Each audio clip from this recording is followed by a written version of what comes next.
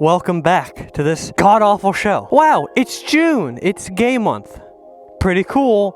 I got a new background. It's rainbowy. I like it. I put, a little bit of work into it. Yeah, pretty gay-friendly. Pretty good stuff. But that title, that's not looking so gay-friendly. So let's get to the point of the video. Susan Wojcicki and Steven Crowder. All right. For the blissfully uninitiated, first off, I'm sorry. I have to tell you who Steven Crowder is, and believe me, that's not really fun for either of us. Steven Crowder is a conservative political commentator and a content creator here on YouTube. He popularized the Change My Mind meme, as well as the art of harassing college students with dyed hair. Well, I think you're getting upset because you're losing a debate. And apparently he dropped out of my school? That's right, the prestigious Champlain College. Steven Crowder, in the off chance that you see this video, I have one question to ask you, okay? I know, I'm a furry degenerate, and you're free to milk the hell out of that, you uncomedic fuck. But seriously, I have one question, okay, dude? Were you a game major, and did you live in Pearl Hall? I'm getting Pearl Hall vibes from you, I don't know. Are we Lyman buddies? I seriously want to bond over this, I'm not kidding. Off topic, I'm sorry. But anyways, Susan Wojcicki, who is that? Well, she's the boss, supposedly, of YouTube, that is. And she went to a much better college. So what's the tea? Well, in summary, it's pretty simple. Steven Crowder is a blatant homophobe, is harassing a Vox writer using YouTube as a platform, and Susan Wojcicki, against her own terms of service, is doing jack shit about it. Wow. Basically all is well in the world of YouTube, business as usual. Nah. I need a video to make, okay? I need something to talk about, so I'm gonna complain about this, okay? So let's start with this babyface blaster. Steven Crowder. He runs Louder with Crowder, a show whose name induces whatever is comparable to a reverse orgasm in the mouthfeel. My thesis. He is a homophobe. And real quick, before I'm strawmanned into saying, well, he hates gays. No, I don't think that he hates gay people. He hangs out with Milo and Dave Rubin. Perchance he doesn't understand homosexuality, or maybe a little bit of Milo and Dave's self-hating gayness rubbed off onto him. I don't know. For clarification, yes, I am gay. So let's start with his t-shirts, proudly displayed all over his YouTube channel and his Twitter banner. Gee, I can only imagine what that fig-shaped asterisk represents. Likely an eye. Figs. Socialism is for figs. Socialism is for figs, of course. Surely whenever a gay, such as myself, sees that, I think of figs. Any person would see figs. Society would see figs. And any conservative would see figs. Yeah? But I wonder what other letter we could use to replace the I in figs. E, O, U, sometimes Y? Or... Ah. I see what you're doing. Me being a slur, that's real cool, real cool. I'm gonna get on my soapbox in a minute, but we're not done combing through the evidence, so let's keep going. As of late, well, a Vox writer, Carlos Maza, took to Twitter to voice a disturbing trend that he found on Steven Crowder's show, which, may I remind you, airs on YouTube. And Blaze TV, but that's for cucks. He compiled numerous clips of Steven Crowder dishing out homophobic and racist ad hominems at Carlos Maza, such as... with our favorite lispy sprite. It's ridiculous. It's bonkers. You're being given a free pass as a crappy writer because you're gay. Queer graph there. Now the graph is queer. The little queer could eat his chips all nonchalantly. Mr. Queer eating chips on the Vox channel.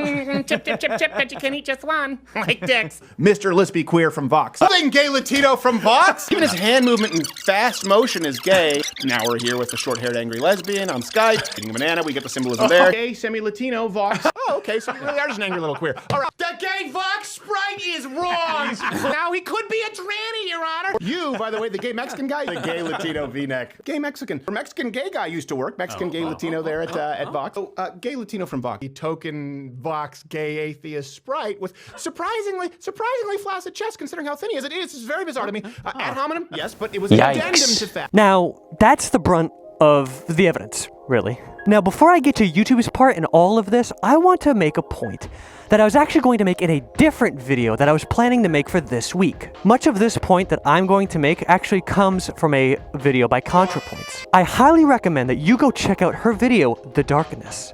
It features the musical stylings of Simon and Garfunkel and set design that goes beyond a fucking green screen. A large part of her video revolves around Ricky Gervais and trans comedy. The video's final chapter, The Eternal Tension, describes comedy as walking a fine tightrope between snowflakery and shitposting. In truth, this duality is pervasive across much of human thought. Think the yin and the yang, the id and the ego, the Dionysian and the Apollonian. For fuck's sake, I'm wearing a fursuit and I'm talking about philosophy and comedy. There's your contradiction. If you err too far towards snowflakery, the Apollonian, then you risk sounding like a moralist. While all well and good, it sacrifices the very thing that makes comedy enjoyable in the first place, which is, as Contrapoint says, the aesthetic, the edge. You get a moralist who might say that a comedian's purpose is to promote justice by punching up, by speaking truth to power, by exposing the flaws of bigoted mindsets, and so on. And these are all very admirable goals, but they leave out what I think is the essential purpose of comedy, which is to be funny, to surprise, to shock, to make people laugh. On the other hand, if your comedy runs too far into the realm of shitposting, the fervorous Dionysian, then it runs the risk of becoming self-serving, nihilistic, and corrosive. In line with Contrapoint's example, when US aircrew laugh at dead Iraqi soldiers, it may be, in some twisted context, funny to them, the soldiers. But I don't think it would sell tickets at the Laugh Factory. Is comedy at its lowest and most uninspired? Why, it's so easy a Nazi could do it.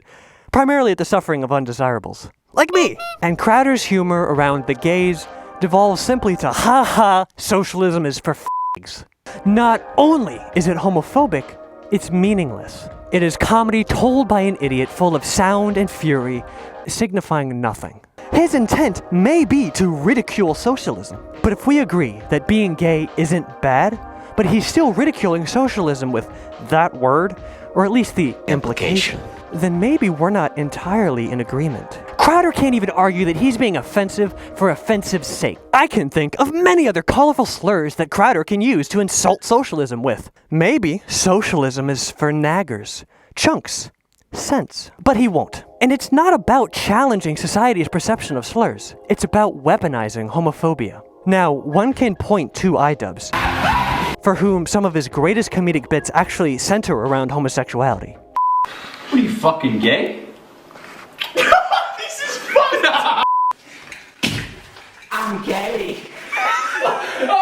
But by arguing that he's homophobic, you're ignoring context. When Ian says, "What are you, fucking gay?" he follows it up with kissing Joji, subverting the homophobia, throwing an irony, and even parodying homophobes themselves. When he jumps down and yells that iconic line, he caricatures total absurdity, leaping down from a counter wearing a Tingle outfit. It's a homosexual battle cry that's a lot more fun to laugh at than find offense over. Crowder has no context. Socialism is for, that's the joke. And it's a bad one at that. By whose metric? The YouTube Community Guidelines. That's right, YouTube, it's your turn. You see, Crowder is just being Crowder. Even Carlos Maza admits as such. Idiots will be idiots. But YouTube is, in Maza's words, giving a megaphone to these idiots. So what should YouTube do? Well, let's look at their guidelines. YouTube's advertiser-friendly content page says, video content that promotes discrimination or disparages or humiliates an individual or group of people on the basis of the individual or group's race, ethnicity or ethnic origin, nationality, religion, disability, age, veteran status, sexual orientation, gender, identity, or other characteristic that is associated with systemic discrimination or marginalization is not suitable for advertising. Content that is satire or comedy may be exempt. However, simply stating that your content is comedic is not sufficient, and that content may still not be suitable for advertising. well, we've argued that it's hardly comedic, so what should be done about it? And to tell you the truth, I don't know.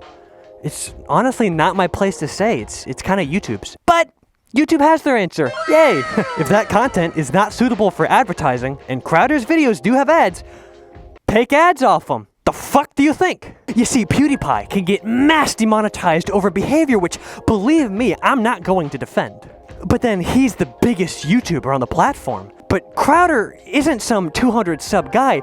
He has millions of subscribers. He's on the radar. But Crowder doesn't get so much as a slap on the wrist. If YouTube is really committed to tackling racism and homophobia and sexism on its platform, then it really ought to deal with that sort of thing consistently across the board. YouTube isn't doing that. YouTube needs to do that. You can't pretend to be this when you're ignoring your own guidelines and allowing this. Oh, he could be a tranny, Your Honor. Alternatively, YouTube can magically reverse the adpocalypse and go back to the year of 2015. Frankly, the content back then was a lot spicier. Yes, it hurts so good! YouTube can't pretend to care about clean content when they turn a blind eye to right-wing homophobes. And I'm not asking for Crowder to be deplatformed. I'm simply asking for YouTube to follow its rules. That or give up this goody two-shoes act that it's kept up since the adpocalypse. In other words, do something. If you enjoyed watching a furry degenerate cover YouTube BS, please subscribe, ring that bell. I plan to cater much more of my content to this sort of thing, so if you stick around, you'll see a lot more of this in the future. Again, big thanks for watching, thanks for sticking around. Fucking get out of here. Bye. See ya. Wow, did his mic quality just improve vastly again? Yes. This is an addendum on this week's video. So this story updated stupid fast, and keeping up with it would have meant constant script updates, and thus the video would have been delayed way out into the future. Not worth it. YouTube handled this issue with incredible indecision and disorganization. They didn't really know what they were doing. First, YouTube said that they found no violations with Crowder's content. Then they did demonetize Crowder after all, suddenly finding issue with just the shirt. And then they determined the rest was also not okay. But one tweet suggested that monetization would return if Crowder rescinded the shirts from his channel, including the shop link. But then they walked back on that and said he'd still be demonetized. It's a mess. That's really all that can be said. I'm happy YouTube did something, really. That was largely the point of my video. But as we can still see, YouTube has a lot of work to do in terms of actually tackling these issues appropriately. I mean, what the fuck was this disorganized, half-baked response? Clearly the content was violating the guidelines. They wouldn't have tackled them on that in the end if that weren't the case. But it took a twist of their arm by the community to get that result.